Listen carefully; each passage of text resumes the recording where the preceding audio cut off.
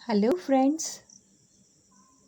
आइए आज हम हथौड़ा और चाबी की कहानी सुनेंगे। नहीं सुनी है ना यूट्यूब पर? तो आइए आज मैं आपको एक नई कहानी बताने जा रही हूँ।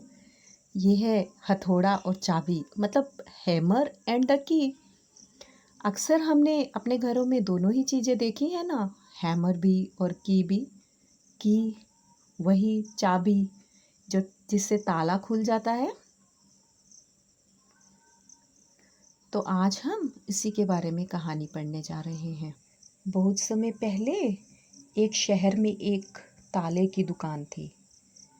खूब ढेर सारे ताले थे।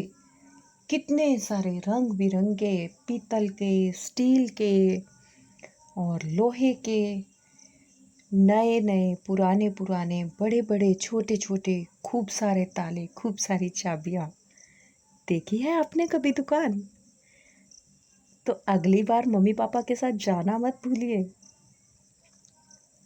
पता है उस दुकान पर कितने सारे लोग ताले खरीदने के लिए आते। कभी कभी तो मुखिया चाबी गुम हो जाने पर वो लोग डुप्लीकेट चाबी बनवाने के लिए भी आते। उसी दुकान पर एक कोने में एक मजबूत हथौड़ा रखा था। हथौड़ा मतलब हैमर। पता है वो क्यों क्यों रखा हुआ था दुकानदार ने? क्योंकि कभी कभी कोई कोई ताले की चाबी गुम हो जाती थी, तो वो ताला तोड़ने के लिए काम में आता था, है ना। तो कोने पर पड़े पड़े हथौड़ा अक्सर सोचता, अरे मैं कितना मजबूत हूँ, कितना बलशाली हूँ, इसके बाद भी इतने प्रहार झेलता हूँ, तब भी ताले को खोल पाता हूँ।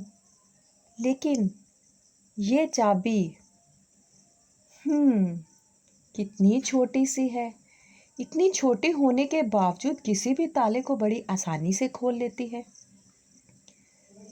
ऐसा क्या है इस छोटी सी चाबी में?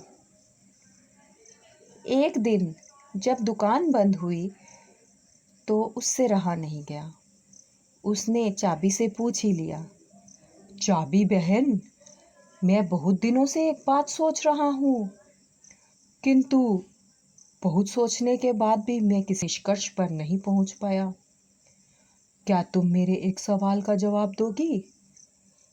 तब मुझे मेरे निष्कर्ष पर पहुँचने में मदद हो सकती है। हाँ हाँ, पूछो ना भाई, बन पड़ा तो मैं तुम्हारे सवाल का जवाब जरूर ही दूंगी। चाबी ने बड़ी ही विनम्रता से बोला, बहन, तुमसे मैं यही बात पूछना चाहता हूँ कि तुम तो इतनी छोटी सी हो, लेकिन फिर भी कितनी ही सरलता से हर प्रकार के ताले को, चाहे वह कितना ही मजबूत, कितना ही जिद्दी क्यों ना हो, कितनी आसानी से खोल लेती हो। जबकि मैं, जो तुमसे इतना बड़ा हूँ, बलशाली हूँ, शक्तिशाली हूँ, लेकिन इतना सब होने के बावजूद भी मुझे इतनी मेहनत करनी पड़ती है, इतना प्रयास करना पड़ता है, तभी ताला टूटता है। चाबी मुस्कुराई और बोली, बहुत ही साधारण सी बात है हथौड़े भाई, तुम ताले पर प्रहार करते हो, इस तरह तुम उस पर बल का प्रयोग करते हो और खोलने का प्रयास करते हो, लेकिन इसी प्रयास में तुम ताले को चोट पहुंचा देते हो। इससे ताला टूटता खुलता नहीं है, बल्कि टूट जाता है। जबकि मैं बिना बल का प्रयोग किए, ताले को चोट पहुंचाए बगैर उसके अंतर्मन में घुस जाती हूँ और फिर ताले को निवेदन करती हूँ, तो वो तुरंत ही खुल जाता है। अर्थात मैं उसके मन की बात जान लेती हूँ।